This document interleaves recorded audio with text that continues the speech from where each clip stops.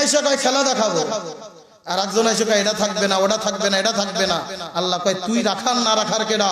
আরে তোর মতো কত টাকা আইলো আর গেল, পৃথিবীর শুরু লগ্ন থেকে কত আইলো আর গেল, কেউ যখন পার পায় নাই, তোদের মতো পাগল ছাগল গুনার মতো টাইম বাংলার মুসলমানের না।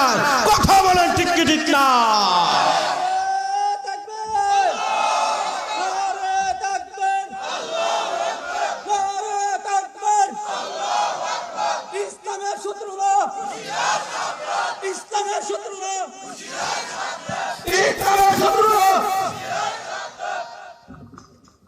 এইসব গুনাগুনির টাইম আমাদের নাই। একজন খেলা দেখায় দিয়ে দেয়া নিজেই খেলা হারিয়ে গেছে, আর একজন হুজুরদেরকে বাহাসে ডাকে, আসো বাহাস করব। এমন বাহাস করায় দেশে, ওই যে দেশে যাচ্ছে সেখান থেকে কয় বাহ। আমি বলবো এই পাগলের দল, লন্ডন আমেরিকা আর কানাডায় যাওয়ার দরকার নাই।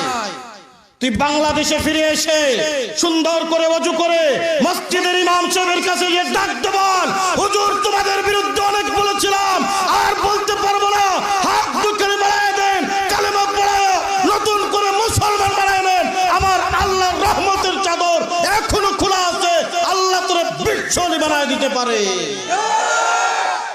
কোথায় কানাডা লন্ডন আমেরিকা যাবি? কোথাও পার পাবি না। আল্লাহর ঘর মসজিদে চলে আয়, এর ভিতরে শান্তি আর দুনিয়ার কোনো কিছুই পাবি না। কথা ঠিক না? খেলা দেখাইতে চাও, পাগলামি করতে চাও, আমার আল্লাহ ডাক দিয়ে বলেন ফুৎকার দিয়ে নিভাই দিবি, ফুৎকার দিয়ে নিভাই দিবি। সম্ভব না। যেই বাতি আল্লাহ জ্বালায় সেই বাতি নিভানোর মতো ক্ষমতা দুনিয়ার কোনো মানুষের না। আল্লাহর নবী মুসা আলাইহিস সালাতু ওয়াস সালাম কালেমার দাওয়াত দিচ্ছিলেন, ইসলামের কথা বলতেছিলেন। ফিরাউন চিন্তা গেল একটু টাক, দেখছেন না পিরামিড, ওর মাথায় কিন্তু তেমন একটা চুল নাই, অল্প করে দাঁড়িয়ে আছে। আমি একটা জিনিস বাইবা কুল পাই নাই, টাকলু গুলো বেঈমান আর নাস্তিক পাই কেন? বাইবা চিন্তা করে দেখলাম, যখন এরা ইসলামের বিরোধী চিন্তা করতে করতে টাক মাথার চুল গুলো আস্তে আস্তে উপরে উপরে পড়ে যায়। কথা কোন ঠিক কি ঠিক না? ফিরাউন চেতে গেল, আল্লাহ পাক রব্বুল আলামিন ডাক দিয়ে বলে বাড় বাড়িস না, বাড় বাড়িস না। ওয়া মাকারু ওয়া মাকারাল্লাহ ওয়াল্লাহু খায়রুল মাকিরিন। আল্লাহ পাক রব্বুল আলামিন ডাক দিয়ে বলে তোরে মারার জন্য বড় কোনো কিছু দরকার নাই। যেই পানি তো তোর হাঁটু পর্যন্ত হয়, এই হাঁটু পর্যন্ত পানির ভিতরে চুবায়া চুবায়া আমি তোরে মারব। আল্লাহর নবী হযরত ইব্রাহিম খলিলুল্লাহ আলাইহিস সালাতু ওয়াস সালাম তিনি দাওয়াত দিচ্ছিলেন, নমরুদের সহ্য হয় নাই, নমরুদের সহ্য হয় নাই। আল্লাহ পাক রব্বুল আলামিন ডাক দিয়ে বলে ইসলামের দুশমনি করো, খলিলুল্লাহর দুশমনি করো, পার কোনো উপায় নাই। আমি আল্লাহ পাক ধরি না, ধরলে কিন্তু ছাড়ি না। একবার জোরে ধরবো, জুতার পিটান খাওয়া মারবো। মশার জাত পাঠিয়ে দিলেন, ল্যাংড়া একটা মশা এসে হাজির। ও রব্বুল আলামিন, সব মশা নমরুদের চালা চামুন্ডারে মারবে, আমার একটা একটু আপনি পাওয়ার দেন, আমি নমরুদের শায়েস্তা করতে চাই। ডাক দিয়ে বলে কি রে, তোর না একটা ঠ্যাং নাই, তোর না একটা ডানা নাই? সুবহানাল্লাহ। তোর না একটা ঠ্যাং নাই, তোর না একটা ডানা নাই, তুই আবার কেমনে মারবি? মশাই ডাক দিয়ে বলে রব্বুল আলামিন, এক ঠ্যাঙের গুতা আর এক ডানার গুতা নমরুদের সহ্য করার ক্ষমতা না। আমাদের এলাকায় একজনের পাও এরকম হাঁটুর থেকে কাটা, সাইকেল চালাচ্ছে। আমি ডাক দিয়েছি, বাজান এদিকে আসেন, সাইকেল চালান কেমন আমার একটু দেখান তো। এই যে পেডেল, সাইকেলের পেডেল ঘুরায় যখন উপরের দিকে আসে এক ঠ্যাং দিয়ে গুতা দেয়, গুতা দিলে আবার ওইটা পেডেল যখন ঘুরে আসে আবার গুতা দেয়। আমি বললাম যে ভালোই তো পারেন, তাই কেমনে পারেন? হুজুর সাইকেল তো এক ঠ্যাঙের গুতা সহ্য করতে পারে না, দুই ঠ্যাং থাকলে তো মোটর সাইকেলও ঠিকতো না আমার কাছে।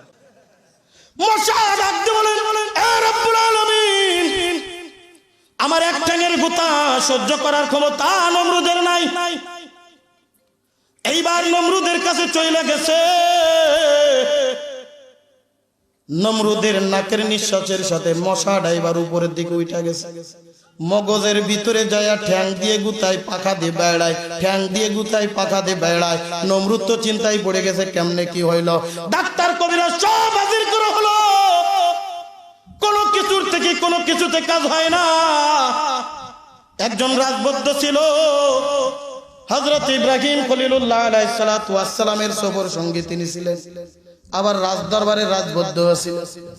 কানে কানে যা ডাক দিয়ে কয়, বাদশা নামদার, আমার কাছে একটা এলাজ আছে, যদি আপনি মানতেন। বলে কি এলাজ, তাড়াতাড়ি বল। বলে বাদশা নামদার, মির্গে রোগী দেখছেন না, পানি দেখলেই মির্গে রোগটা সেইটা যায়।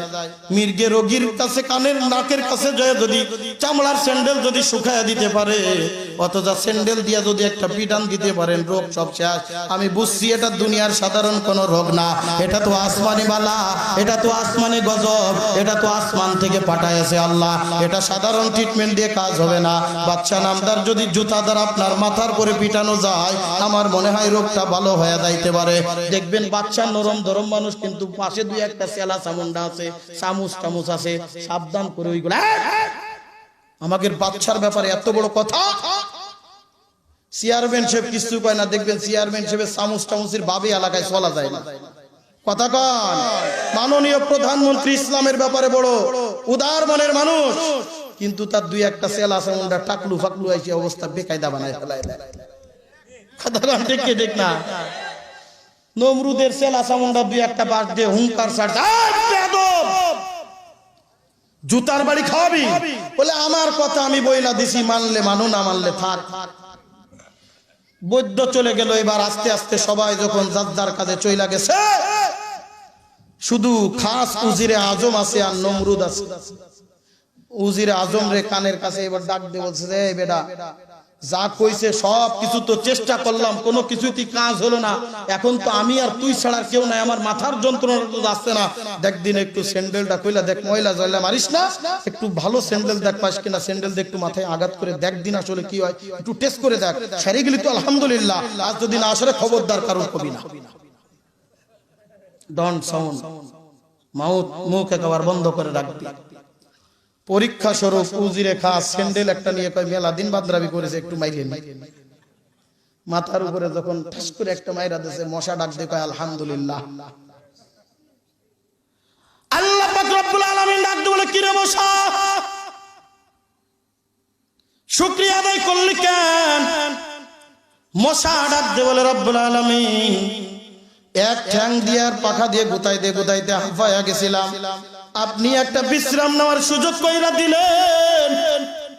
যতক্ষণ পর্যন্ত উজিরে কাজ তার মাথার উপরে স্যান্ডেল দ্বারা পিটাবে, ততক্ষণ পর্যন্ত আমি বিশ্রাম নিয়ে একটি পানি সানি খাই, আর নতুন উদ্যোগে আবার কাজ শুরু করে দিব।